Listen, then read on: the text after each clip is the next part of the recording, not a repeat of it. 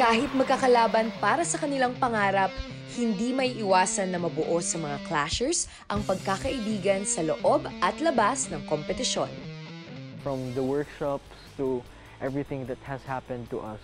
Marami na po akong nakaibigan. Actually, yung turing ko po sa lahat dito is a family na po.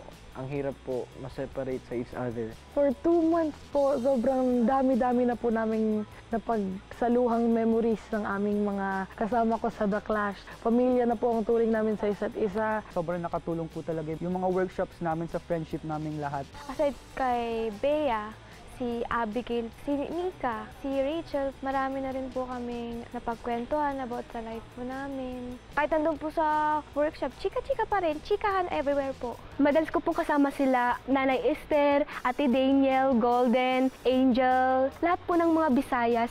Yung mga taga Cebu din, close ko sila. Mga ka-close ko sa mga clashers, sila Luel, sila Sixto, lagi kami napapagalitan. Kasi mahilig kami magharutan, mag-asaran. Makulit talaga sila eh.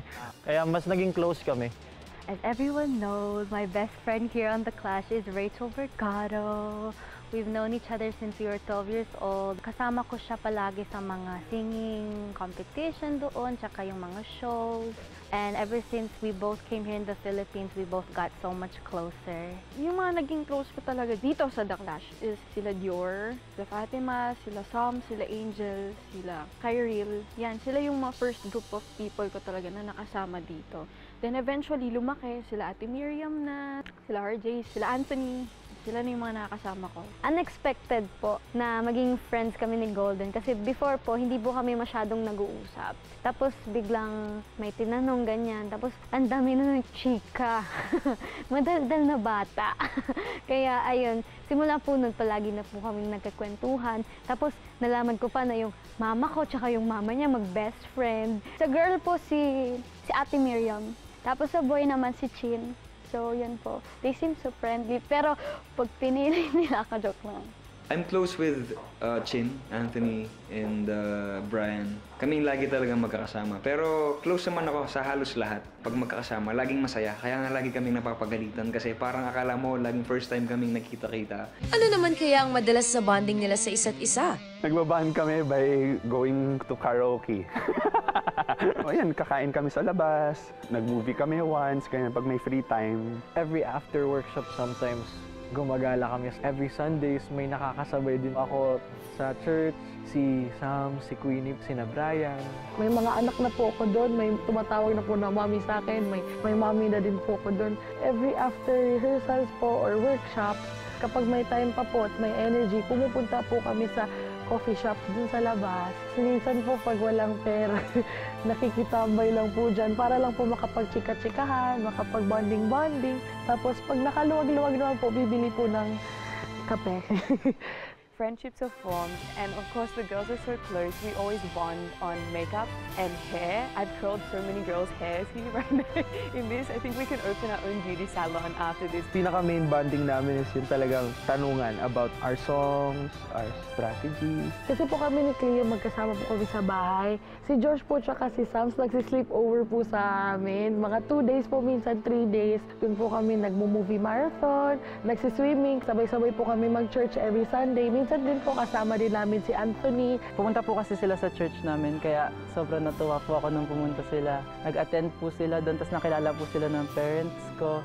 Minsan po, pagkatapos ng workshop, hindi muna kami uuwi kasi magkikwentuhan muna kami. Tapos minsan, lalabas kami ng mall. Basically po yung bonding namin is over food. Always po kaming nag-food trip, tapos nag-pig out, or yung mga iba't ibang drinks na mga lemon-lemon. Tinatry muna. Favorite namin ni George. Oh my gosh, na-miss ko si George. Sa next round ng competition, nag-level up na ang tapatan ng mga clashers. Laban kung laban, pero paano kaya nila kakalabanin ang mga kaibigan naging malapit sa kanilang puso? Pag nasa arena na, syempre, regardless kung sinong kaharap mo, laban. Kasi nandun ka na eh. As much as I want to be friends with everyone, siyempre kailangan andun pa rin yung thought na competition to. May malalaglag every time, maghaharap kayo. It gives me pressure din kasi anytime yung mga close friends ko or yung mga kakilala ko pwede kong makaharap. Sobrang hirap po tanggapin na yung pinakamalapit mong kaibigan yung makakalaban mo. Pagkatapos ng show, walang magbabago. Solid pa rin yung friendship namin. Kapag nasa competition po talaga kami, lalaban po talaga kami. Pero pag sa off-cam naman po, friends naman po kami kahit anong mangyari po. Pero pag nandun na po ako sa stage, inisipin ko na lang po na laban ko po ito eh. Hindi ko lang po ito laban, pati po yung pamilya ko. Lalaban po. Siyempre competition po to, pero sa huli kami pa rin po yung maglalaban. Yun po yung masakit para sa amin. Pinagkilala-kilala kami, binuo kami, pinagsama-sama kami, tapos kami rin po pala yung maglalaban-laban, tapos yung matatanggal po.